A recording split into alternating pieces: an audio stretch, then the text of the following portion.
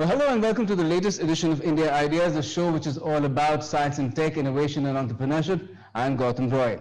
Today we're talking about EdTech during extended online schooling, because no one had ever really imagined that education in online mode would go on for this long. EdTech has seen a boom during this period, the COVID era. A small data set is that merely in the first half of 2020, Indian EdTech enterprises raised over $800 million. But what has been the learning so far over this extended period to make online schooling as effective and quality oriented as can be? Some would say as effective as offline, but why not more than that as well? And what challenges have emerged and how have they been tackled as well? To talk about all these issues, we have with us today Yashowardhan Poddar, co-founder of Open House, which is a Bengaluru-based EdTech startup involved in experiential academic and extracurricular learning. We also have Shim Matthews with us, Director Academic Operations, Vivcure Group of Schools, which is over 40 schools nationwide with 55,000 students using online tools of learning extensively during the pandemic. And Surabhi Goyal is also with us, CEO Aditya Birla Education Trust Schools, which is an institution with a school for students with learning difficulties, apart from a regular K-12 international school, as well as teachers training academy. Welcome to you all.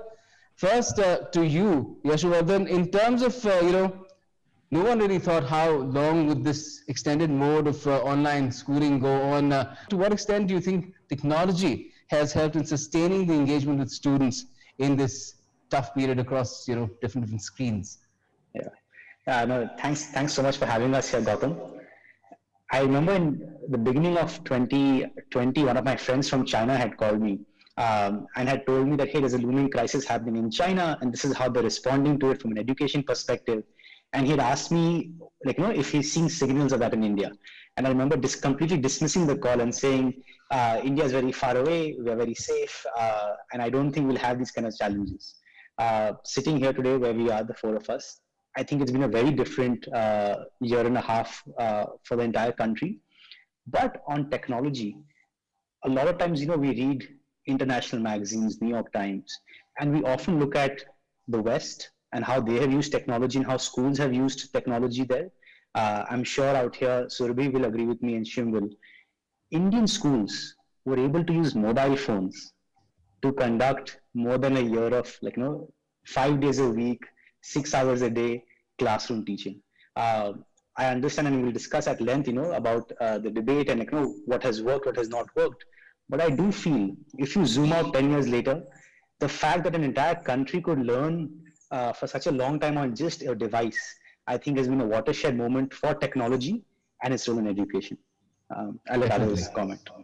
Definitely. And Shim, clearly in terms of 55,000 students, your group of schools has 40 schools are there. Must have been a mammoth task. What all went into ensuring that? Well, I don't know if it was seamless or not, but you'll be the best person to tell us that learning remains seamless. Thank you, Gautam, and all the panelists. As Yashowardhan mentioned about when this pandemic started, way back in March, I should call it way back in March 20, because it looks like a long period that we've been in this pandemic now, because we are talking about students and we are different kinds of learners, right? Across the Vivcure group of schools, while we had started with technology, but not the kind of technology that we were pushed into or thrown into. And I think it's not just limited to one school or a group of schools or this part of the country, but across the world, that's what we see. And we're talking about 250 million learners in India that are school-going students. And we talk about millions who take the CBSE examinations, lakhs of students who take the ICSE board examination. Of course, the Cambridge and IB are different. We had to, in fact, move out from a physical school scenario to an online scenario wherein you have to cater to different age groups. You're talking about preschool all the way till grade 12, and also catering to multiple boards. It was a challenge. We formed a core team. It was called a task force, and we had to work on the seamless movement from offline into an online mode. And also there are regulations that are there by the WHO, the CBSE, the NCERT have laid down guidelines about screen time. So we had to be careful about the kind of time that we would be able to focus and what would be taught in those many hours of schooling, where we had an average of 3 hours of school for, say, the pre-primary. moving on from primary, which had around 5.5 to 6 hours, to the senior secondary having about 7 hours. You now had to strategize to bring all of this learning down in limited time so that you don't affect the physical conditioning of the child at any point of time. So we had to burn the midnight oil. It was, I would not call it seamless. Maybe it must have looked seamless for parents, but for us, it was a big jump and literally thrown into a pool where we had to work hard, to swim hard, to stay afloat, and that we did. And come April and May, we moved into the online mode for all our students across the country. Wonderful, wonderful. That in itself must have been quite a journey, and then to take it forward, perhaps another story, and we'll ask you more about that as well. But in your case, we already have a K-12 international school, but I'm more interested in finding out about the online learning of children with learning difficulties, because the entire pedagogy there is quite different. They require a different sort of hand-holding. How is that done online is what I'd really like to know. Yeah, thank you for that question, Gautam, and I'm glad you brought it up because it's such a pertinent point. Children with learning difficulties, of course, obviously find learning difficult in any case, even when it's a physical classroom. And at our school, we have an individualized learning plan for these children. So that really helped because it was like kind of trying to bring that program online. Of course, the attention span, the kind of engagement that these students would have online is very difficult. And I would confess that there have been dropouts in those cases because they rather just have a tutor coming home and working, one-on-one with those children because it's very difficult for us to engage them online. Having said that, we did break them up into even smaller groups and had the therapist, trying to work with them or teachers working with them. We also really relooked at our timetable to see, how we can have shorter screen time or shorter duration of engagement with them, giving them frequent breaks, getting them to come back. If there's a child who was just not engaged, we would happily do a lesson with this person even on a Saturday. So, it was literally customizing it for every child to make sure some kind of learning happens. I think the good thing that happened is finally the parents realized what a lot of effort goes into actually keeping these children engaged. And they truly became partners and stakeholders. And we were only able to do this with a tremendous amount of support of all the parents as well. And parents became counselors. Yes, as a parent of a 9-year-old myself, I know something of what you're talking about, but not all. Well, just tell us, Yashovardhan, in terms of what Open House does, how does it really aid this process of movement online of students who've been, they were part of conventional offline schooling and then everything moved online. You guys, I believe, also had to move online from an offline mode yourself. Right. I think I'll share about what we are doing presently. I think it will be very exciting for people to understand.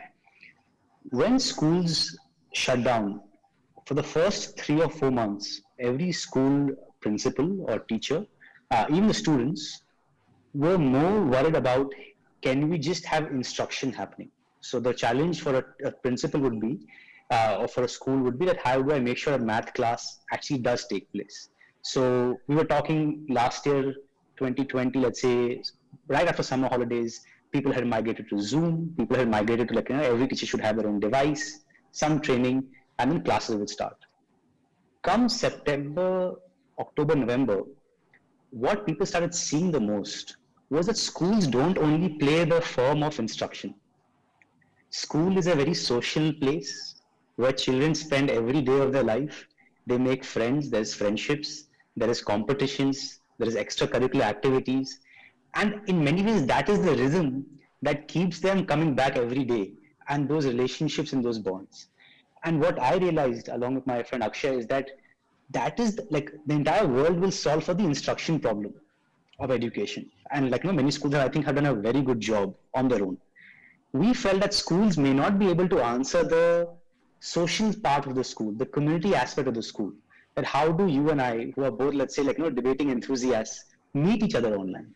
How do some children, let's say, who want to explore theater, find each other online, continue to grow that side of their personal side? So we felt at Open House, we can work with schools to first develop the curriculum and then further enable even the entire experience of what we call, the extracurricular world for the schools. And I find that, had it not been for the pandemic, not just schools or parents or children, but even we ourselves would not have realized the beauty behind, the socio emotional side of a child and how it needs to be addressed. Yeah, that's a brief introduction to our world. Okay, wonderful. Shim, in terms of how education is imparted in our country, some of the curriculum, of course, there is a bit of a free hand, especially at the more junior levels. But as you go along into middle school and then to the higher secondary level, up to the K-12 level, then it becomes very board-driven, very say NCERT at the central level, and then of course CBSE curriculum comes in, and the kind of free hand that schools might have, at the earlier stages, they don't have later on. So to orient all this to an online mode, what kind of an initiative do you think there could be? For example, there were the board exams which got cancelled, to take this forward into the future where you might not have physical exams even further on. What kind of an arrangement do you think technology can help evolve to tackle the situation? Very interesting question, Gautam, there. And I think this has been a struggle, taking on from what, in fact, Surabhi mentioned, because there's one group of students who literally need that kind of attention. And, we may call them children who are having some form of disabilities, or we call them differently abled. And taking on from what Yashwardhan was mentioning about moving into a technology space. Now, there are two kinds of people. Some, those who fall in those two spectrums. One is tech savvy, and somebody who is not tech literate. Luckily we have in this generation who we call as digital natives. So they are far more acceptable, or rather they accept technology far more quickly than anybody else, maybe say even my generation for that matter.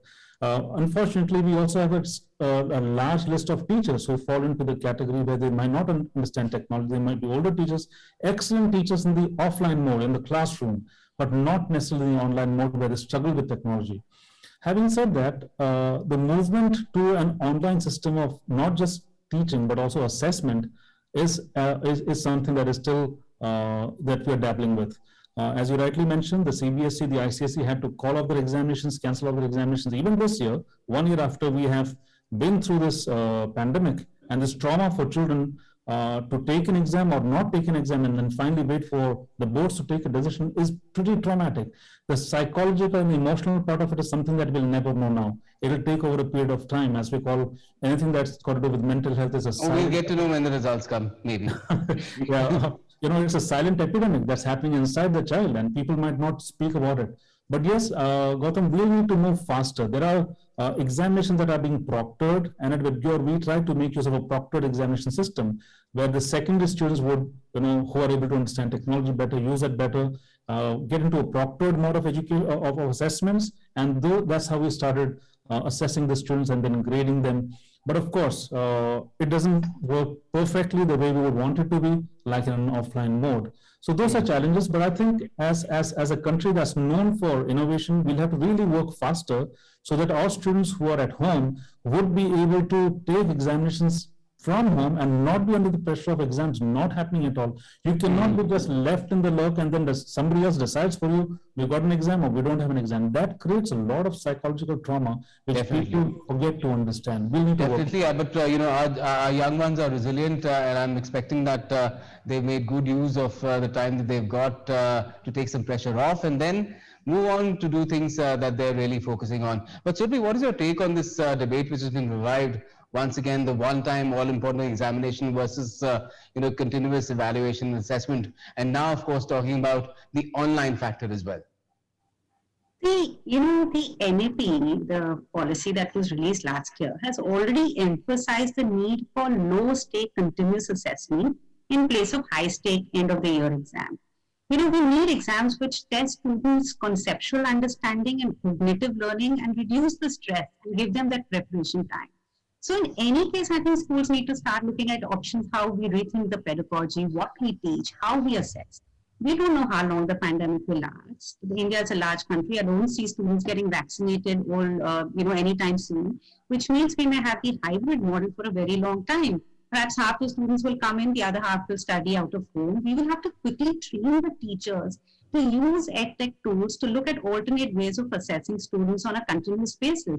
And all this is obviously only possible if we can bridge the digital divide, as well as frantically, like I said, train the teachers. Now, I'd like to bring out this example. The CBSE has recently proposed that for the board exam, for the first set, there's going to be a 90-minute MCQ, which will be held sometime in November, December. It will cover 50% of the syllabus. This will be case-based. Now, I want to, ask, are the teachers really training the students to study in this way? Or are the paper setters actually trained to set the papers accordingly? Because this is such a huge paradigm shift from the way we've been doing things in the past. Okay. And honestly, I hope once the crisis is behind us, we don't really go back to the format of assessments that we were doing. So I think this is a great, Winston Churchill said, do not waste a good crisis. So I hope we continue with these learnings really. Certainly, and we'll have to see how the situation evolves. Depends on, what are people talking about, the third wave possibility of that, and much else. Let's not really go there, because that is not something that we want to remind people of at this stage. But Yashovardhan, in terms of how things have been going with the teachers, because Subhi mentioned teacher training as well. You have teachers on your platform. That is something that is your monetizing strategy. It's part of that as well. You take a part of what they earn through their tuitions, and that is what is perhaps keeping you going, apart from the money from your funding, which you haven't disclosed too much about. But what do they find challenging themselves, the teachers, Yes. in terms of shifting to the online mode, and how do they resolve it? Actually, I want to just take a minute on the assessment side first, and it actually ties back to how teachers even teach. I think the micro assessment style and what we're calling continuous assessment actually is a wonderful place to be. And even teachers find that more interesting as a way of teaching and getting to know their children. So oftentimes when we talk about assessments, we think from our perspective on how to assess a child. But a teacher has to be teaching the same group of people with the online difficulties every day. Sometimes it's a difficult topic, sometimes it's an interesting topic. So micro assessments really allow the teacher to understand the pace of a class. And in India, most schools are not going to have small format or like a very small group children. So we're looking at a teacher looking at anywhere between 20 to 40 children. So micro assessments allow the teacher to judge the pace. Even within that, what we did last year, and on MCQs, we started working on this last year in the month of August itself. What we realized is you can gamify some of these quizzes. You can create incentives on how children are, let's say, performing on these quizzes, how they can be becoming smaller teams in a live class. So in sometimes one of our classes, let's say on Fridays, the teacher will say, hey, let's use 20 minutes just to have a live quiz. You might be aware of Jeopardy as a game, right, Gautam? It's a very well-known, what we had KBC in India, Jeopardy is very common in the US. We took that idea of gamified quizzing and brought it to our class. And I think for teachers also, what many people don't realize, they're looking for the right tools, the right excuses to have a more engaging classroom, because that gives them that fuel to keep teaching every day. And I think for us at Open House, that has been a very interesting journey on how to train the teacher in an interesting way so that they want to be motivated. So it's not just the child's motivation, it's the teacher's motivation. The death of learning. That is clearly something that should not be there at all. But I believe that you're also votary for some sort of metric evolved through technology being applied to assessing extracurricular or co-curricular activities as well. Yeah. So there are two things here. One is now what we're doing extracurriculars when we work with schools. The first metric we came up with is called classroom health. So now most of our children are working on our own platform. We don't use Zoom anymore. And we've taken a leaf even from the AI developments in China. I think they definitely are doing a fantastic job there. How a child is engaged in a live class is also a symbol of how the teacher and how the class is moving forward. So I'll share a very small one. If you see in any class, if the videos are on versus off, you know how the engagement and how the class is going. The moment you see the teacher starts becoming boring, the classes start becoming a little bit more, let's say, monotonous, the children will vote with their videos. They will turn it off. And we've basically used many such cues on the chat platform. How often are they communicating on the chat with the teacher? Are they asking the right questions? We use some of these cues to come up with a classroom health score. It's still not perfect. I still think it's in its earliest days, and it will take us maybe a couple of years and a lot of data to get there. On extracurricular, I would say it's a bigger debate in terms of how do you assess children for extracurricular. But I'll use an example of, let's say, drama. And by the way, Gautam, I was reading your background that you yourself in your earlier days or extracurricular enthusiast in your college world. If you take, let's say, drama or performing arts, right, you can break it down into many, many smaller parts. Enunciation is a topic on its own. Facial expression is a topic on its own. Body language is a topic on its own. So, of course, open house is one entity, and we are trying our best to take the first step in this world of extracurriculars. But over the next couple of years, I'm sure schools, councils will all have to come together and say, hey, let's find the right ways to modularize performing arts, modularize singing, creative writing, entrepreneurship at a child level, and then we'll build micro assessments on those topics. So it's not as much as, let's say, just a theory paper in mathematics or physics. It will be a mix of performances and micro assessments. Shin, what do you believe would be the best way forward here, so that students themselves feel motivated because they have a competitive spirit, but sometimes that can also be, if you're not performing to the level of some other at a percentile level, then it can be a demotivating factor as well. Gautam, how much ever we speak about different modes of assessments, or or promoting a culture within the classroom in an online mode that would make the child as active as we want them to be. And Yashwardhan did mention about teacher getting boring and the students going off the screen. These are all natural things that we see across our schools in the country, and we can't run away from them. Now, this is based on the small sample size of schools that have the access to internet, or students who have access to internet and regular class, teaching and learning. Now, in our school, we have 7,000 teachers across the country. What becomes critical for us is to induct, orient and train our teachers on a standardized platform wherein they execute and implement what we want them to basis the vision of the organization. That is good teaching and learning, critical thinking, of course, all the 21st century skills. And Surbi did mention about NEP, right? The skills, it's going to be very skill-based teaching that will become, that get rolled out over the next so many years whenever it gets implemented. It's beautiful, something that should have come at least a decade or two back. But yes, we'll have to keep the students engaged. The learner has to be engaged. In fact, I'll just tell you that the feedback that we always get from our senior secondary students every year when we did a 365-degree appraisal of our teachers was the word engaged. They wanted the teachers to engage them as much as they could, and that was sometimes in the red. So what we understand is, in this online scenario, which is not easy at all, I can tell you, you have to keep your learner challenged. And the best way to do it would be to break it down into smaller bits of teaching and learning that keeps the child motivated and interested in the classroom. Of course, incentives is a different story, but coming back to the truth, the fact is that we've got to engage them for the next so many hours in a classroom, which is sometimes very monotonous because it's only online. You don't touch, you don't feel. None of those senses come into play except your visual senses or your maybe auditory senses. So it's a challenge. However, I think induction, training, orienting, and taking everybody through what needs to be done for the child, in the best interest of a child, is what really comes to the bottom of it. And there's, of course, will be concern about screen time, the impact on eyes, attention spans, glazed eyes, posture, issues related to feeling isolated. All those concerns are very valid. So do you think with time, those will also be addressed, perhaps with the help of technology? So Gautam, I know that Yashwardhan and so many others are doing such a fabulous job trying to integrate technology, making sure we have some kind of schooling going on. But and there has been a lot of disruption in the higher secondary and at the university level.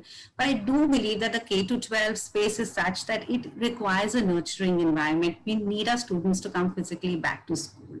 Yes, the way we deliver the curriculum and the pedagogy, like I said, I hope we manage to carry forward all the learnings that we have. But the mental health issues that the students are going through, the loneliness, all of that cannot be addressed. So, we will, to an extent, have to really look at making sure that the children come back to school. There have been some strategies that, of course, we've used, to ensure that screen time is limited. We really looked at a timetable, like I mentioned, having 2 lectures and a compulsory break. We've trimmed down the, syllabus, focusing only on, the most important concepts. We've urged parents to ensure that the students are not on the screen apart from, the school time, which is very difficult because they poor things Yes, very difficult. so they're stuck on the TV all the time. But having said that, with the use of edtech tools and a change in the pedagogy, which is say maybe adopting flipped classroom, so that the students can watch pre-recorded asynchronous lessons or read the lessons and then come face to face only for discussions and debates and doubt clearing. That really is the way forward, pandemic or no pandemic. So Yeah. that's what I really think about. Yes, definitely. Asynchronous learning, that component can be enhanced. You wanted to come in, Yashowardhan. I have 30 Yes. seconds for you. I have to I wrap want it to up. I want to say textbooks are at serious risk post-pandemic. YouTube and many other modules like this have become children's favorite tools, and you'll see a lot more of work happening there in the next 10 years. Okay, great. That is a great conversation to have. Gives me some hope that my own 9-year-old will be learning in a good environment, or even though if it's not physical for some time to come in the near future. But back to school is what we would really prefer, even at this stage. Although technology is trying to sort out the issues with online learning as well. Thanks a lot for joining us today. Thank you so much. Thank you.